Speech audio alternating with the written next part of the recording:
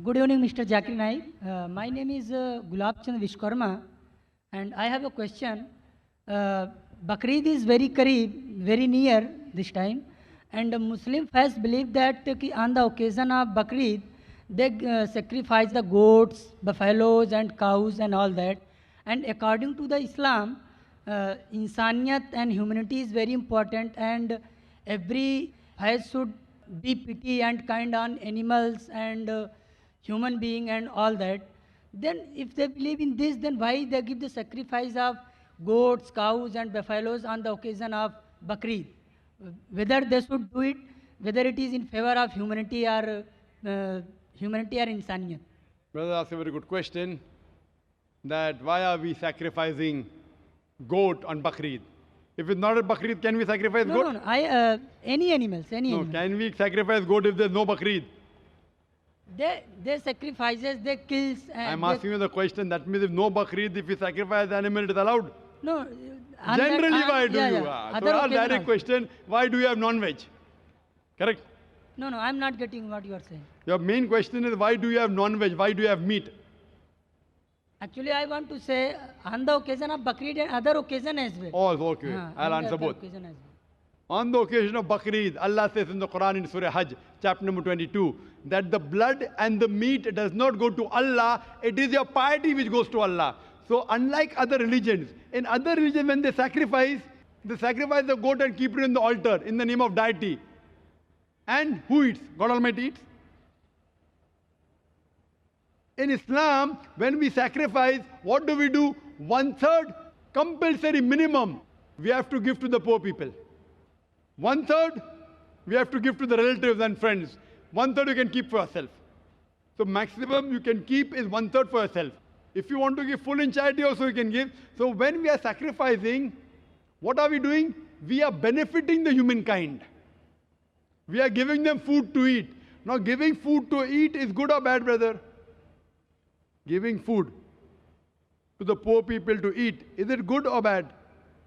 Good. In humanity, is it good or bad? Good. So therefore, Islam is a religion of humanity. Now you may ask the question, what about killing animals? It's good for humanity, but what about animals? In short, a Muslim can be a very good Muslim even by being a pure vegetarian. It's not compulsory in Islam that you should have non-veg, but since Almighty God has given us permission to have non-veg, why should we not have non-veg?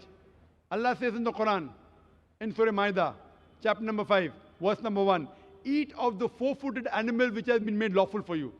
Allah says in Surah Nahl, chapter number 16, verse number 5, that the cattle has been made for you, so that you benefit from them, and of the meat you can eat. The same message repeated in Surah Mu'minun, chapter number 23, verse number 21, that in the cattle is an instructive sign.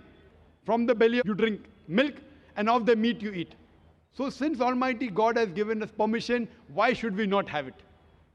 Now coming to the logical aspect, today science tells us that in non-veg food, in flesh food, it is rich in vitamins, and it is only food which has got complete protein. Our human body, there are total 23 amino acids required by the human body, out of which 8 are not synthesized in the body. It has to be given from the external diet. There is no vegetarian food which gives you all the 8 amino acids. It is the flesh food, the non-veg food, which gives you all the 8 amino acids. Furthermore, if you analyze the set of teeth of the herbivorous animal, cow, goat, sheep, they have got flat set of teeth. They only have vegetables. They can't have flesh. If we analyze the set of teeth of the carnivorous animal, tiger, leopard, lion, they have got pointed set of teeth. They have got a carnivorous set of teeth. They have canine set of teeth. They only have flesh food. They can't have vegetables. If we go in front of the mirror and we see a set of teeth, we have got pointed teeth as well as flat teeth. We have got an omnivorous set of teeth. If Almighty God wanted us to have only vegetables, why did He give us the pointed teeth? For what? To have the flesh food. Furthermore, the digestive system of the herbivorous animal, cow, goat, sheep, can only digest vegetables. They can't digest flesh food. The digestive system of the carnivorous animal, tiger, leopard, lion, can only digest flesh food. They can't digest vegetables. But the digestive system of the human being has got small intestine and long intestine. We can digest vegetable as well as fresh food. If Almighty God wanted us to have only vegetables, why did He give our digestive system we can digest both? Furthermore, there is a misconception that Hindus should not have non-veg. It's misconception. If you read the Hindu scriptures, it's mentioned in Manusmriti, chapter number 5, verse number 30, that Almighty God created some animals to eat and some to be eaten. If you eat the animals that have been created to be eaten, you're not doing a sin. It's mentioned in Manusmriti, chapter number 5, verse number 31, that Almighty God has created some animal for sacrifice.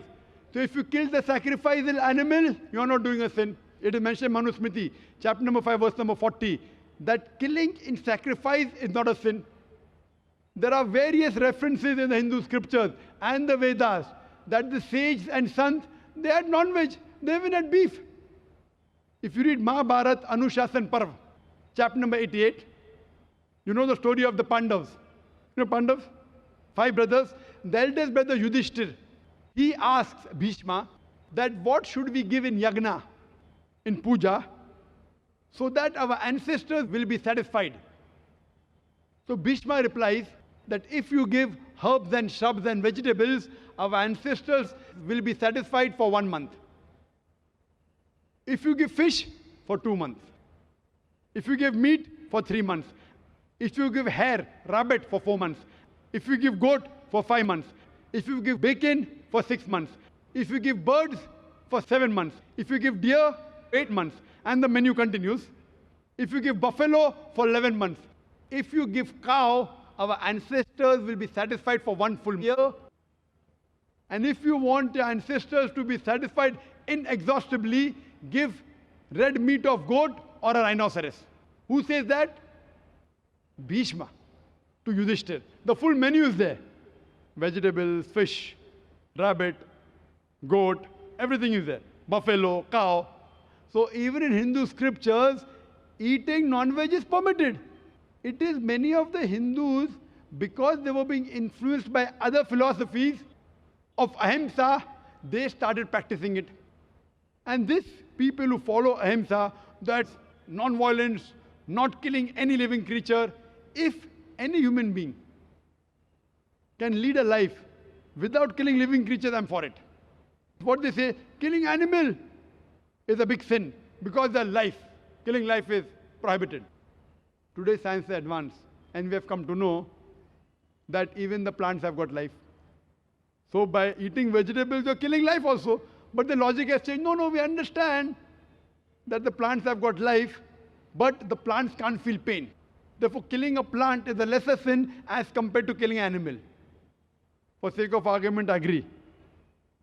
Today, science tells us that the human ear can hear frequencies between 20 cycles per second to 20,000 cycles per second. Anything below and above, we can't hear. Today, science tells us that even the plant cries, but the human ear cannot hear. So there was a farmer in USA who had equipment which converted the cry of the plant to the human ear, and he used to know that that required water.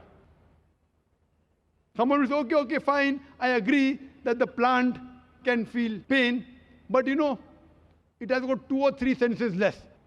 Therefore, killing a plant is a lesser sin as compared to killing an animal which has got 5 senses. For sake of argument, I agree that plants have got 2 senses less as compared to the animal. I am asking you a question.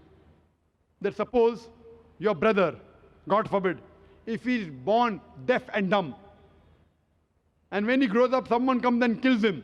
So will you go and tell the judge, me Lord, give the murderer less punishment because my brother, he was deaf and dumb? Will you say that? You will tell the judge, give him a bigger punishment. My brother was masoom. He could not hear, he could not speak. So in Islam, it does not work like that. 2 senses more, 2 senses less. Allah says in the Quran in Surah Baqarah chapter 2 verse number 168, eat of the good things we have provided for you. What is good, what is tayyib, you can have. And furthermore, I personally have got no problem. If the non-Muslim don't want to have non-veg, I've got no problem, personally. Only when they tell me it's a sin, or you tell me it's against humanity, I give the reply. Personally, if the non-Muslims continue having vegetarians, good for me. If all the non-Muslims start having non-veg, then the price of mutton and beef will go high. Personally, I've got no problem.